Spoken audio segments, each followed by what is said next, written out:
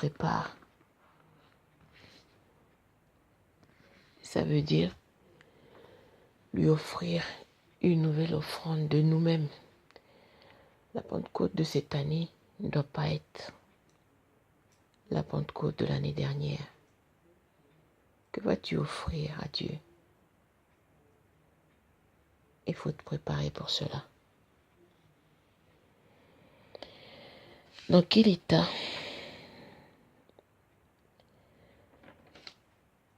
tu es aujourd'hui pour que le feu de Dieu tombe et consume l'holocauste que tu vas offrir? Il faut te préparer, bien-aimé. Nous devons nous préparer. Nous préparer afin d'être une offrande agréable et que quand le feu tombe sur cette offrande, le parfum qui s'en dégage soit accepté par Dieu. Et aussi, une chose importante, la Pentecôte nous prépare, la Pentecôte nous équipe afin de commencer l'œuvre de Dieu. On l'a vu avec, on le voit dans Actes des Apôtres, les disciples qui étaient effrayés, qui avaient peur, qui s'étaient enfermés dans la chambre haute par peur de représailles. Après que le Saint-Esprit soit descendu sur eux, on ne les reconnaît pas du tout. Ce sont de nouvelles personnes. Pierre a prêché, a parlé.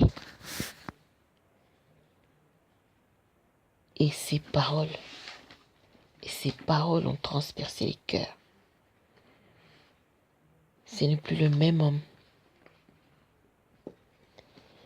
Il ne pouvait plus rester enfermé parce qu'il avait de l'audace. Ils étaient équipés pour commencer l'œuvre d'évangélisation. La même chose pour nous. Préparons-nous, bien-aimés. Comment se préparer pour cette Pentecôte? Comment se préparer? Cette Pentecôte aura des résultats que si on se prépare.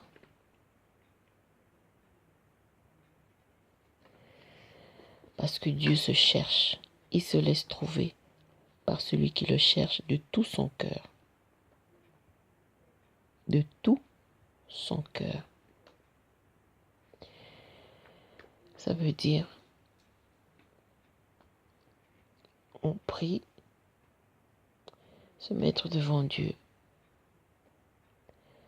supplier, crier à lui,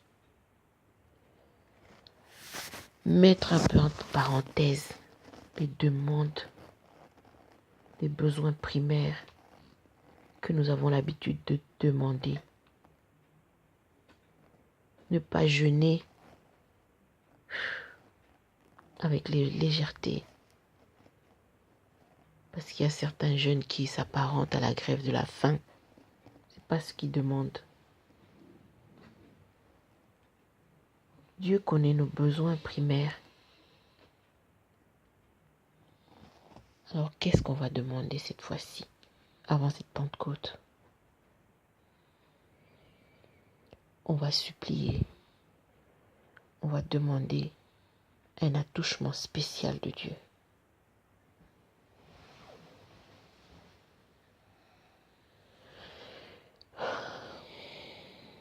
Cherchons Dieu.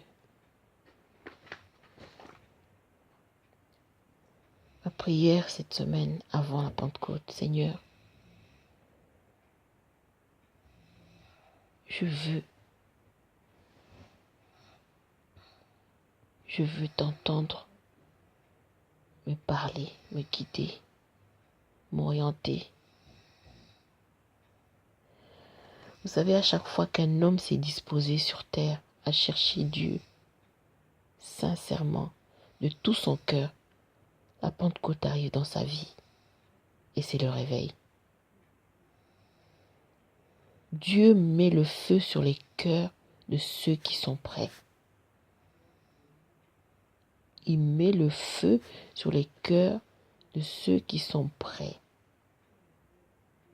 Quand quelqu'un est prêt, il agrée cette offrande. Et quand une offrande est agréée, l'offrande est consumée. On voit dans Actes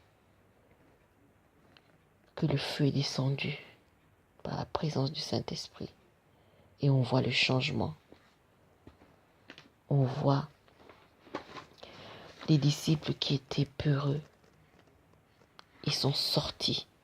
Ils ont parlé. Et les vies ont été transformées. Alors, bien-aimés, prépare cette Pentecôte d'une façon nouvelle, d'une façon déterminée, avec action de grâce et détermination, avec gratitude et détermination, afin que le feu de Dieu descende sur ton cœur et consume et qu'il agrée ton offrande afin de t'équiper. Il est temps, bien-aimé. L'évangélisation ne peut être efficace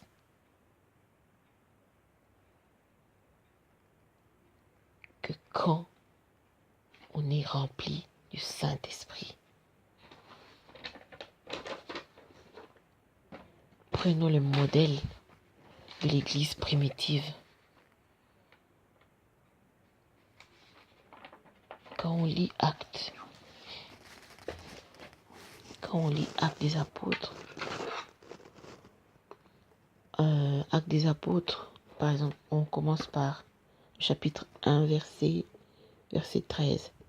Quand ils furent arrivés, ils montèrent dans la chambre haute où ils se tenaient d'ordinaire. C'était Pierre, Jean, Jacques, André, Philippe, Thomas, Barthélemy, Matthieu, Jacques, fils d'Alphée, Simon le Zélote et Jude, fils de Jacques. Tous, d'un commun accord, persévéraient dans la prière avec les femmes et Marie, mère de Jésus, et avec les frères de Jésus. On voit ici que Marie, la maman de Jésus, attendait aussi ce qui avait été promis, Saint-Esprit. Et on voit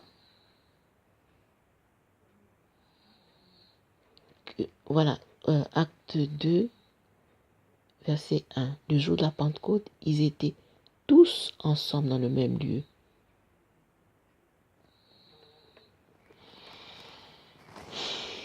Tous d'un commun accord.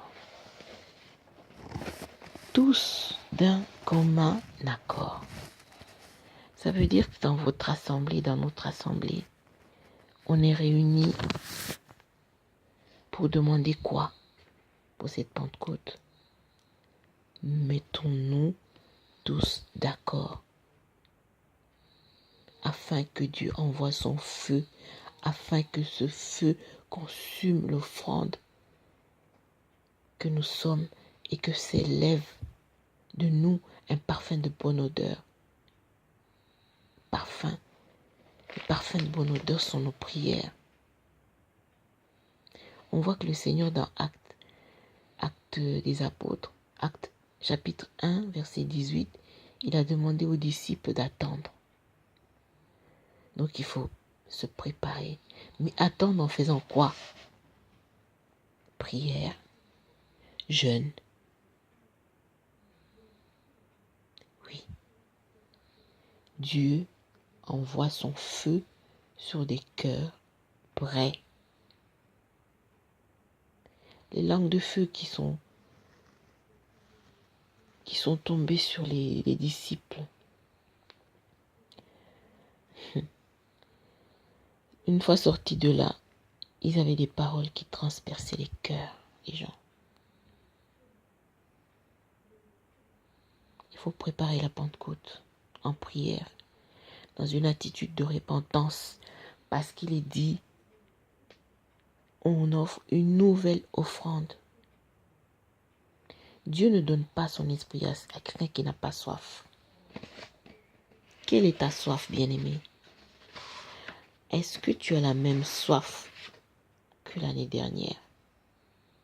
Qu'à la Pentecôte de je ne sais pas quand? Ou est-ce que tu es déterminé? Tu as une nouvelle soif. Tu as soif.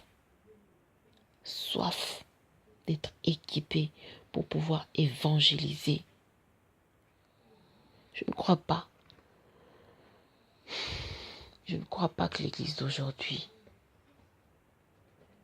aura la puissance au-delà de celle qu'avait l'Église primitive. Non, non, non. Il faut déjà que nous fassions ce que eux ont fait pour voir ce qu'ils ont vu.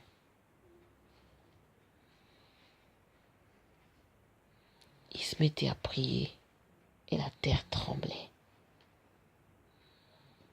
Seigneur, je veux voir le réveil dans ma vie. Je veux voir le réveil dans ma maison. Je veux voir le réveil dans ma ville. Je veux voir le réveil dans la France. Oh Père, je veux voir ce réveil. Et pour cela, Seigneur, je me prépare. Je ne sais pas pour toi, mais moi, j'ai choisi de passer à un autre niveau. Je refuse le statu quo. Non, je veux avancer. Alors je me prépare.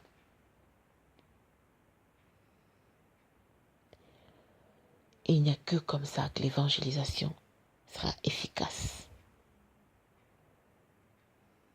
Regardons ce que l'Église primitive a fait. Retournons à la parole. Retournons à la parole et rachetons le temps. Rachetons le temps. Quelle est notre soif? Quelle est ta soif, bien-aimé? Quelle est ta soif?